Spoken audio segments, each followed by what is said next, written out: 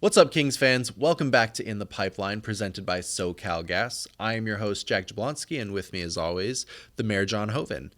SoCalGas reminds you to call 811 2 days before you dig. John, great to be with you again. How are you doing? Doing outstanding. Thanks for having me back. Well, in our first episode of In the Pipeline, you and I covered the three goaltending prospects in the organization that all have very bright futures. And while we're going to move out of the crease, we're not going to go too far, as the three guys that we're going to be covering are all left-handed defensemen that absolutely value the defensive side of the game. I'm talking about Jakub Dvorak, Angus Booth, who are both in Ontario, and then Jared Woolley of the OHL. Over in London, Ontario. Now, we're going to start with Jakub Dvorak, the second-round draft pick in 2023, who recently just came back to Ontario with a little bit of hardware from the World Junior Championships. So yeah, when you win a bronze medal at the World Junior Championships, that's something to certainly be proud about. So Dvorak returns to the Ontario reign with a little bit of extra confidence coming off of that. And I think when you're looking at him as a prospect, probably the most interesting thing about his time at the World Juniors is we had a peek into the future. You're seeing a player play against his own peer group. So that's much different than when he's playing in the American Hockey League, where he's on the younger side, 18, 19 years old, playing against men. Your confidence when you're playing up against men is totally different than when you're playing your peer group. So when you saw him at the World Juniors, you saw him being much more physical, much more involved. He still is a stay-at-home defenseman, which is what he's projected to be. But I think we saw somebody that was a little bit closer to the finished product versus maybe what you're seeing in the American League, where at least in the first half of the season, he wasn't even getting into every single game, so his minutes were somewhat limited. Yeah, it's interesting you bring up his earning your minutes, right? Because you look at a guy who, a second-round draft pick, a very bright future, someone that the Kings very much see in their roster someday down the road, to be determined on when. As you mentioned, he's very young, playing in a professional league.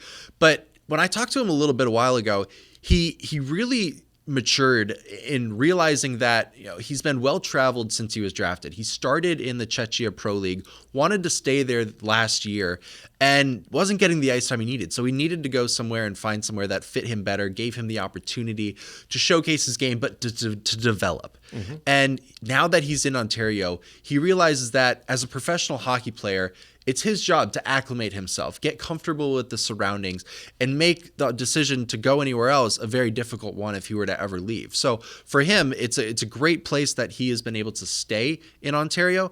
And as you talk about developing, as a player, but earning those minutes, he's really started to do that as of late. Yeah, without boring everybody on the intricate details of prospects and where they can play, he entered this season in a unique position. He could have gone back to Europe and he could have played there. He actually could have gone to junior and he could have played in the WHL again, or he could have played in the American Hockey League. So there were a lot of choices that were available. When you're drafted out of the junior leagues, most of the time you have to be 20 years old in order to play in the American League. So he's 2 years younger than most of the guys that he's playing with in the American League, which goes back to what I was saying. He's going to learn to play longer and play more physical, and that's going to come as he continues to develop. And he has a little bit of a longer path to get there to earn those minutes than some players who might come into the American League as a more finished product. You think about a guy like Mikey Anderson, who would be at the opposite end of the spectrum, right? He came in as close to a finished product, having been much older and played in college. So he is earning his minutes, and that extra confidence is going to be something that we'll see hopefully manifest itself on the ice through the balance of the season. I believe he's played every game since returning from the World Juniors. Yeah, he has. And it's great to see Dvorak,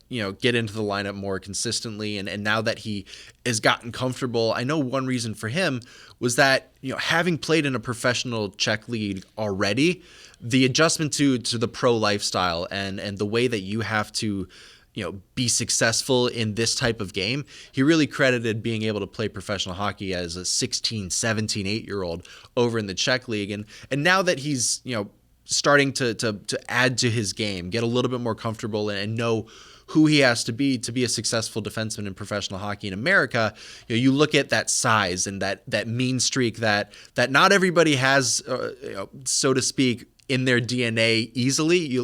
Drew Doughty, you know where that comes from.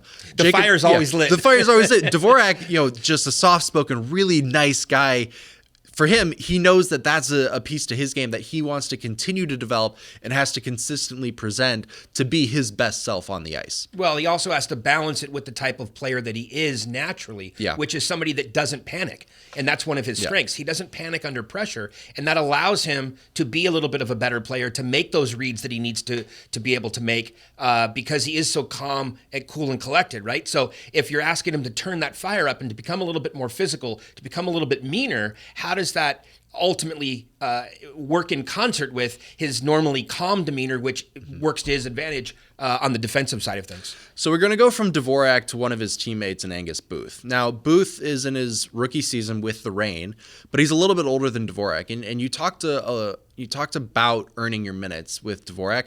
A guy who clearly has earned his minutes, while a little bit older than Dvorak, is Booth, who's played in every single game this season for the Reign. Yeah, when you're talking about prospects, it's pretty easy to start with size and age because those are typically two key differentiators between, different prospects that you're looking at. And that's what makes these two in particular so interesting, is because there is that contrast. You have the big man in Dvorak who's 6'4", 6'5". It's going to take him a little bit longer to sort of grow into that body and to develop, versus looking at somebody who's a couple years older in Booth. Coming out of the queue, he was more of a puck mover there. It's not really going to be his game as a professional. However, his puck handling ability and his ability to move that puck quickly is part of what makes him a better defenseman, because it gets the puck out of the zone and it allows him to focus on defense. And the thing that struck me about Angus Booth is, even at development camp, Marco Sturm fell in love with him immediately. He's so smooth out there. He's so good at reading the play that Marco started talking him up during development camp and during training camp, and it really is no surprise to see that Booth has been able to play all of these games so far in the American Hockey League, and we'll have to see how that, again, what happens with him over the second half of the season, but maybe fatigue is not going to be a problem for him. Yeah, you mentioned fatigue, and coming from the queue, when I had a great conversation with him just last week, he talked about how it developed him and prepared him for the professional schedule. Unlike America, you referenced Mikey Anderson coming from college. They only play 25, 30 games. In America, the USHL plays more, but not as many. And so you come from a place at the Q, all over the CHL in general, where he's used to playing 72, 82 games a season. Of course, now coming from the Q, he's prepared. He talked about how he hasn't hit that quote-unquote slump yet, and every rookie tends to fall into that area, and why haven't I hit it? Obviously, that's a great thing that you haven't, but for him, he's prepared. He's physically fit. He's ready to take on the challenge of playing every single night against those top lines that he has to face. So for him, the Q really prepared him. And you talked about his puck movement abilities. It's his ability to never be nervous. He's always so calm, cool, and collected. Like you mentioned, I feel like while I'm a huge proponent for calling him, Beef Booth, he goes by Gus, but he also could be Smooth Operator. At least Dvorak has a better nickname, right? That he goes by Devo. So there's one good nickname among the bunch here. But you're talking about, his size and that sort of thing. It's the one thing that he's highly aware of. It's interesting because the two key things that he talks a lot about is the need to be consistent, which I almost chuckle at because he's one of the most consistent rookie defensemen that I've seen in quite some time. But it's in his mind and he thinks about it on a daily basis. It's a real big priority for him. And in terms of putting on muscle, that's something that he's been hearing about from the time that he was drafted by the Kings. So he's also very aware of that. And he was even telling me that he's now on a pretty regimented meal plan where he has to eat a certain amount at a certain time and on a consistent basis. So he's working on those other aspects of his game besides just the puck handling and, the reads and things like that. Yeah, there's two guys that when I was talking to him that he really credited for his development, through his years since he's been drafted, but currently now that he's in Ontario, gets to see some of those development guys in Matt Green and Sean O'Donnell. He talked about those two being intricate parts to adding to his game right now while he's still trying to keep it simple as a rookie. And I kind of challenged him because I think a lot of people are like, oh yeah, these guys are helping me. But it was really a why? How is he actually helping you? And he kind of got into detail about because Matt Green is a totally different player than Angus Booth, right? Yeah, exactly. So how is he helping you? Sean O'Donnell, different player. But they talked about the intricate details of how to angle guys and make them go a certain direction in board battles so that they're not ending up behind the net in more dangerous positions, or how to box out guys properly. And for the development staff, it talks about the impact because every single one of the defensemen, when you talk about who's helped you, they talk about three guys. They talk about Sean O'Donnell, they talk about Matt Green, and then Chris Height, who I know that you've got more on in the way that he's been able to impact Angus's game as well. Yeah, it's funny because when you look at the development process, it's so much more than just the games they play in the American Hockey League. Mm-hmm. It's those development days. It's the time they spend on the ice with Green, with O'Donnell, with Mike Donnelly, with all these different former players, but also with the coaching staff. And Chris Height is a perfect example of that. And in talking to Angus Booth, the two things that he spoke the most about relative to Heider would be, one, the rigorous amount of video training that he does. So he spends a lot of time with them going over video and just not only video, but teaching and training. And coming from his experience, he's sort of the secret weapon in a lot of ways for the Ontario Reign. He's been there through multiple coaching staffs that have been there with Ontario. And so he's seen a lot. He has the experience. He was a coach up in the NHL for a while as well as an assistant. And the second thing is, and I don't think we talk about this enough, is the off ice. He really credits Chris Height as being his go-to, a sounding board.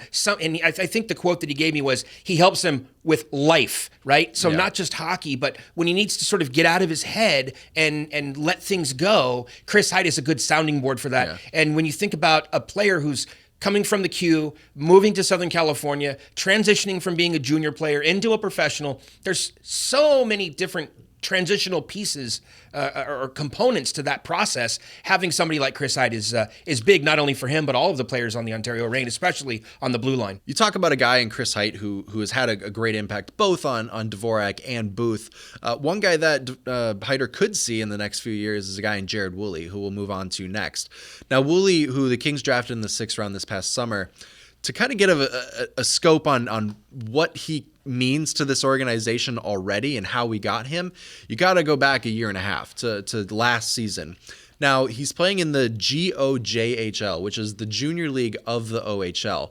You got Yannetti and his scouting staff who have identified this guy. They think he's going to be a solid steal in the draft, get him in the 7th round.